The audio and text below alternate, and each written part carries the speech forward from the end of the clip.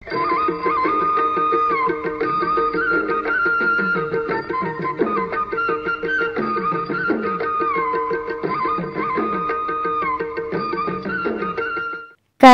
కథలు. పితృప్రేమ. ఒకానొకప్పుడు అరుంధతి రాజ్యాన్ని అమృతవర్మ అనే రాజు పాలించేవాడు.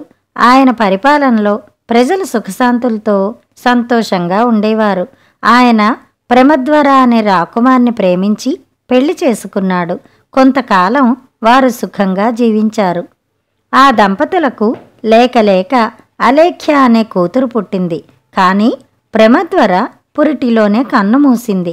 అమృతవర్మ అలేఖ్యను ప్రమద్వరకు ప్రతిరూపంగా భావించాడు. ఆమెను అల్లారు ముద్దుగా పెంచాడు. ఆమెకు సవతి తల్లి వస్తుందన్న భయంతో తాను పునర్వివాహం చేసుకోలేదు. ఆయనకు కూతురంటే పంచ ప్రాణాలని అంతా చెప్పుకునేవారు. అలేఖ్యకు 5 సంవత్సరాలు వచ్చాక అతీంద్రుడనే మహాముని అమృతవర్మను కలుసుకున్నాడు. భూత భవిష్యత్ వర్తమానాలు చెప్పగల దిట్ట అని గ్రహించిన రాజు మునిని తన కుమార్తె జాతకం చెప్పమన్నాడు. అతీంద్రుడు అలేఖ్య జాతకం పరిశీలించి ఈమెకు 16 ఏండ్లు వచ్చాక 5 ఏండ్ల లోపులో సర్పగండముంది. అది అమావాస్య నాడు జరుగుతుంది. కాబట్టి ప్రతి అమావాస్య రోజున ఎంతో జాగ్రత్తగా ఉండాలి అన్నాడు. ఈ మాటలు విని అమృతవర్మ ఎంతో కలవరపడ్డాడు.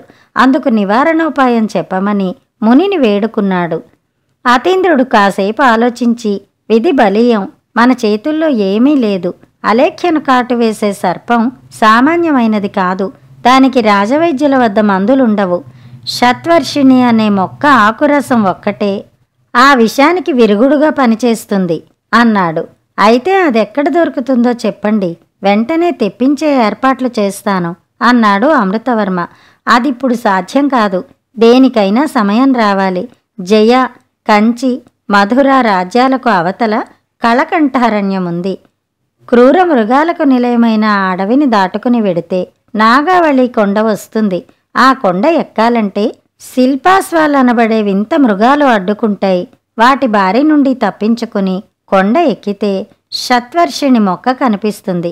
దానికి ఒకే ఒక్క ఆకు ఉంటుంది. ఆ ఆకు మీద నిరంతరం చిన్న చిన్న బిందువుల రూపంలో ఆకుపచ్చని ద్రవం ఉబుకుతుంటుంది. కాబట్టి దాన్ని గుర్తించడం చాలా సులభం.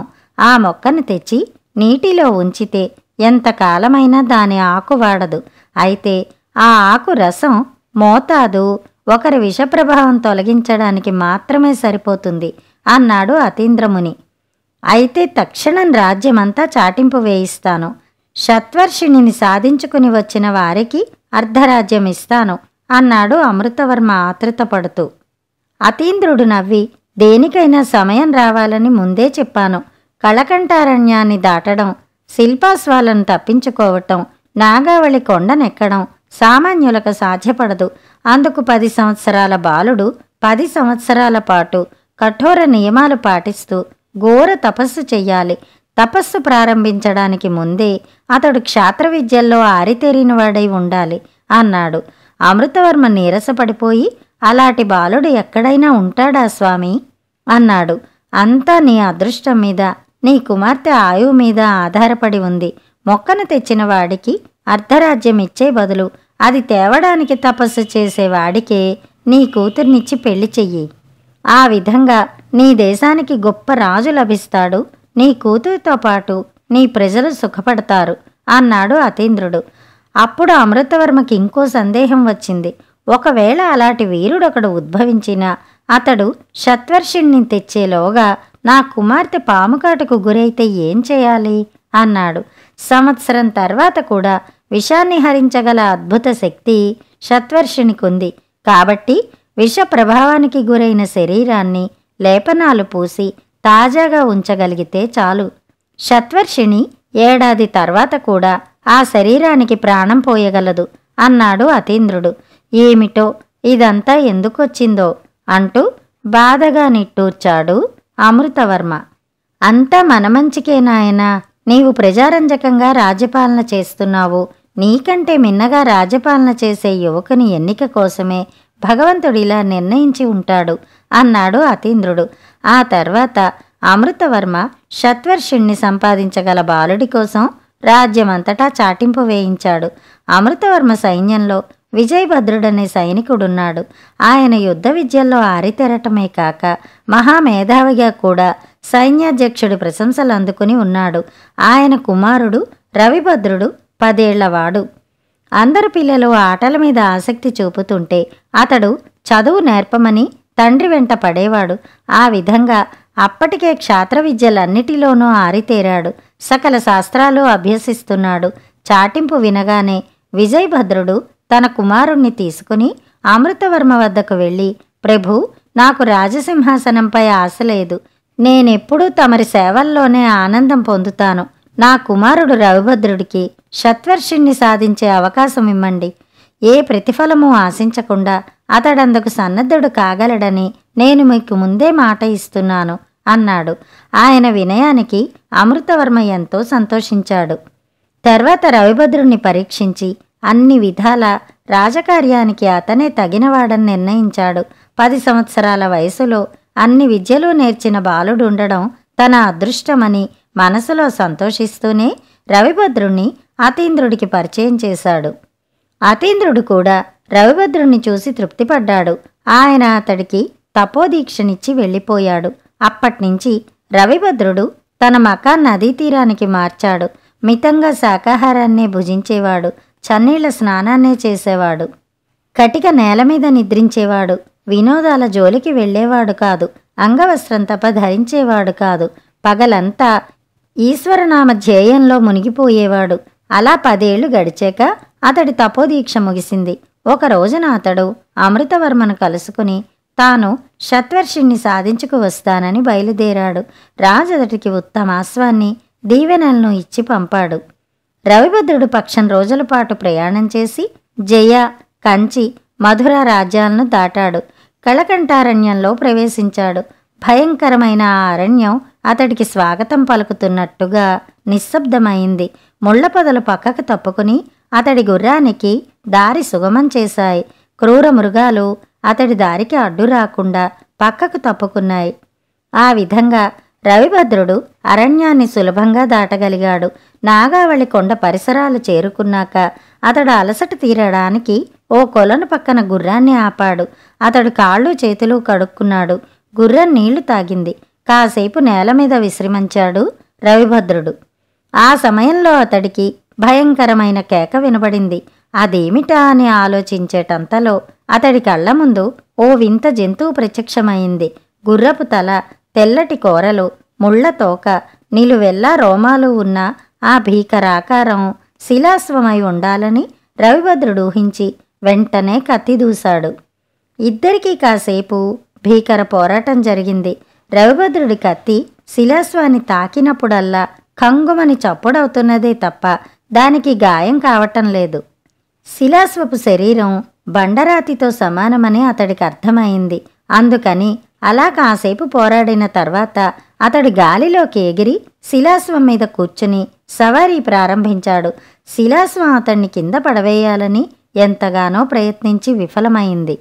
ఆ సమయంలో అక్కడికి మరిన్ని శిలాశ్వాలు తండోపతండాలుగా రాసాగాయి.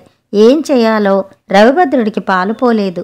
అయితే అక్కడికి చేరుకున్న శిలాశ్వాలన్నీ వినయంగా రవిభద్రుడెక్కిన శిలాశ్వం ముందు మోకరించాయి. అప్పుడు రవిభద్రుడెక్కిన శిలాశ్వం, నేనిక్కడి శిలాశ్వాలకు ప్రభువును. ఇంతవరకు నాపై సవారీ చేయగల మొనగాణ్ణి చూడలేదు. నీవు సామాన్యుడివి కాదు. ఈ రోజు నుండి నీవు నా యజమానివి. మా శిలాశ్వాలన్నీ నీకు విధేయులై ఉంటాయి. నీవిక్కడికి ఎందుకు వచ్చావో చెప్పు. చేతనైతే నీ కోరిక తీర్చగలను అంది మానవ భాషలో. ఆ జంతువు మానవ భాషలో మాట్లాడినందుకు రవిభద్రుడు ఆశ్చర్యపడి తను వచ్చిన పని చెప్పాడు. అప్పుడు శిలాశ్వరాజు, ఈ కొండనెక్కడం మా శిలాశ్వాలకు తప్ప ఈ సృష్టిలోని ఏ ప్రాణికి సాధ్యం కాదు. నా పరిచయం నీ అదృష్టం. నిన్ను సేవించుకోవటం నా అదృష్టం. పద అంది అతడితో. ఆ తర్వాత మెరుపు వేగంతో శిలాశ్వం రవిభద్రుణ్ణి కొండపైకి తీసుకుని వెళ్ళింది. అక్కడతడు షత్వర్షిణి మొక్కను సులభంగానే గుర్తించగలిగాడు. ఒక మొక్కను పీకి శిలాశ్వం సాయంతో కిందకు చేరుకున్నాడు. తన వద్దనున్న పాత్రలో నీటిని నింపి మొక్కను అందులో ఉంచాడు.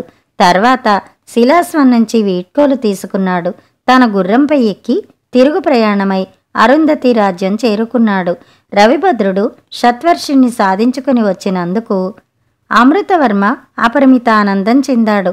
అన్నమాట ప్రకారం ఆయన అతడికి అలేఖ్యనిచ్చి వివాహం జరిపించాడు. అమృతవర్మ దాయాదులకి ఇది నచ్చలేదు. ఊరు పేరు లేని ఒక సైనికుడి కుమారుడు ఆ రాజ్యానికి వారసుడవడం వారికి కంటకమైంది. వారు రాజు తమకిచ్చిన అధికారాన్ని దుర్వినియోగం చేసి రాజ్యంలో అరాచకాన్ని సృష్టించసాగారు. ఇంటి దొంగలను ఈశ్వరుడైనా పట్టలేడు కాబట్టి ఆ పరిస్థితిని అదుపు చేయటం అమృతవర్మకు కష్టమనిపించింది. అందులోనూ పొరుగున ఉన్న మాళవరాజు ఈ అవకాశాన్ని తీసుకుని అరుంధతి రాజ్యంపై దండెత్తి రానున్నట్టు చారులు వార్తలు తెచ్చారు. అప్పుడు అమృతవర్మ అల్లుణ్ణి పిలిచి, నాయనా, నీవు సామాన్యుడివి కాదు. రాజ్యంలో నెలకొని ఉన్న అల్లకల్లోలానికి కారణాలు నాకు అంతుపట్టటం లేదు. నువ్వే పూనుకుని ఈ సమస్యను పరిష్కరించాలి అన్నాడు. రవిభద్రుడు సంతోషంగా ఆ బాధ్యతను స్వీకరించాడు. అతడిలో ఏమి మహిమ ఉందో అతడు వెళ్ళిన చోటల్లా జనం వినయంగా నమస్కరించి అతడికి విధేయులయ్యేవారు. ఎక్కడికక్కడ అరాచకం తొలగిపోయింది. ఆ తర్వాత రవిభద్రుడు, నేను శత్వర్షిణ్ణి సాధించి అలేఖ్యను పొందగలిగాను. అయితే ఈ దేశానికి రాజును కాగలిగిన అర్హత నాకున్నదా అని ప్రజల్లో చాలామందికి అనుమానం ఉండి ఉండవచ్చు.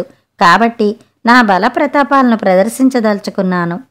ఈ రాజ్యంలో ఏ యువకుడైనా 1 సంవత్సరంలోగా క్షాత్ర విద్యల్లో నన్ను ఓడించగలిగితే ఈ రాజ్యం అతడిదే అవుతుంది. నేను, నా భార్య అలేఖ్య సామాన్య జీవనం గడుపుతాం అని ప్రకటన చేశాడు. అమృతవర్మ ఈ ప్రకటనకు కలవరపడ్డాడు. రవిభద్రుడు ఆయన్ను సముదాయించి, ఈ రాజ్యంలో అరాచకానికి కారణం మీ దాయాదులని తెలుసుకున్నాను.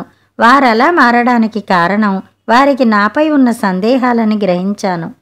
నా మీద నాకున్న నమ్మకంతో ఈ ప్రకటన చేశాను. శత్వర్షిణ్ణి సాధించిన నేను రాజును కాగలిగినప్పుడు నన్ను ఓడించిన వాడు రాజు కావడంలో తప్పేం లేదు కదా. మీ దాయాదులకు ఓ అవకాశం లభిస్తే వారి అహం అణగారుతుంది అని చెప్పాడు. ప్రకటించిన మొదటి నెలలోనే ఎందరో రవిభద్రుణ్ణి సవాలు చేశారు. వారందరూ అతడి చేతిలో చావు దెబ్బలు తిన్నారు. రవిభద్రుడి బలపరాక్రమాలు అసామాన్యమైనవని తెలియగానే అతన్ని సవాలు చేసేవారి సంఖ్య క్రమంగా తగ్గిపోయింది. 1 ఏడాది గడిచేసరికి రవిభద్రుడు ఆ దేశంలో సాటిలేని మేటి వీరుడుగా గుర్తించబడ్డాడు.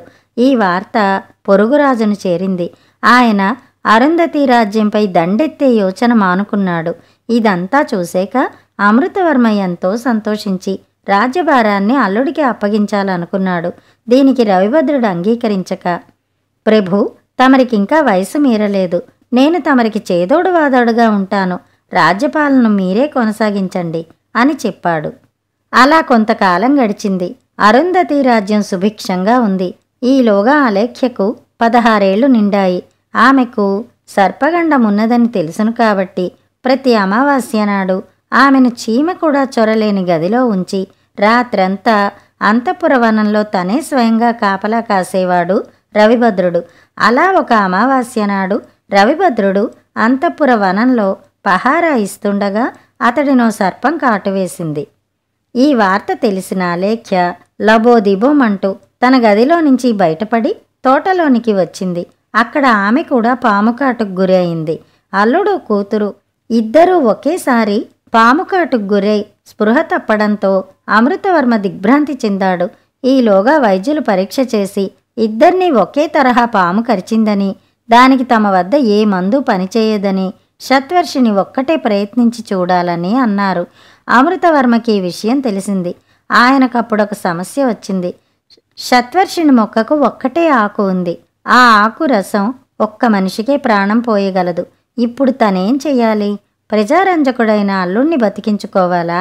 ప్రాణానికి ప్రాణమైన కూతుర్ని బతికించుకోవాలా? కాసేపు ఆలోచించిన అమృతవర్మ చివరకు రవిభద్రుణ్ణే బ్రతికించుకోవాలని నిర్ణయించాడు. ఆయన ఈ నిర్ణయం మంత్రులకు, అనుచరులకు విస్మయాన్ని కలిగించింది. కరాళుడింతవరకే కథను చెప్పి, ఓ సవిత్వక మహారాజా, తన కూతురు అలేఖ్య అంటే అమృతవర్మకు పంచ ప్రాణాలును. ఆమె కోసం ఆయన పునర్వివాహం మానుకున్నాడు. రవిభద్రుణ్ణి నియోగించి శత్వర్షిణ్ణి సంపాదించి పెట్టాడు. అందుకు ప్రతిఫలంగా రవిభద్రుణ్ణి తన రాజ్యానికి వారసుణ్ణి చేశాడు. ఇన్ని చేసి తీరా సమయం వచ్చేసరికి తన కుమార్తెకు బదులు అల్లుణ్ణే రక్షించుకున్నాడు. రవిభద్రుడు ఆయన్నే రాజుగా కొనసాగమని చెప్పాడు కదా. సమర్థుడైన రవిభద్రుడి సాయంతో రాజ్యాన్ని పరిపాలిస్తూ సుఖంగా ఉండవచ్చునన్న రాజకాంక్ష అమృతవర్మకు కూతురుపై ఉన్న పితృప్రేమను కూడా జయించగలిగిందా, లేక ప్రజాక్షేమాన్ని కోరి కన్న కూతుర్ని కూడా త్యాగం చేశాడన్న కీర్తికాంక్షలో ఆయన ఈ నిర్ణయాన్ని తీసుకున్నాడా? అమృతవర్మ నిర్ణయం ఆయన్ను స్వార్థపరుడనో కీర్తికాముకుడనే తేల్చినా నిస్సందేహంగా తెలివి తక్కువవాడని నిరూపిస్తుంది. అమృతవర్మ తెలివి తక్కువతనానికి కారణమేమిటో నాకు అంతుపట్టకుండా ఉంది. తెలిసి కూడా నా ఈ సందేహానికి సమాధానం చెప్పకపోయావో ఈ క్షణం నుంచి నీవు నాకు బానిసవు అన్నాడు. దీనికి సవిత్వకుడు ఈ విధంగా బదులిచ్చాడు. అమృతవర్మ అలేఖ్యను బతికించుకుంటే ఆ తర్వాత ఆమె భర్త లేని జీవితం గడపాలి. పునర్వివాహం జరిపించినా ఆమెకు రక్షణ ఉంటుందన్న ఆశ లేదు. రవిభద్రుడు అన్ని విధాల నమ్మకస్తుడైన భర్త ఆమెకు. అతడిని బతికిస్తే రాజ్యంలో ప్రజలకు రక్షణ ఉంటుంది. అతడు శత్వర్షిణ్ణి సాధించగల శక్తులను ప్రత్యేకంగా కృషి చేసి పొందినవాడు.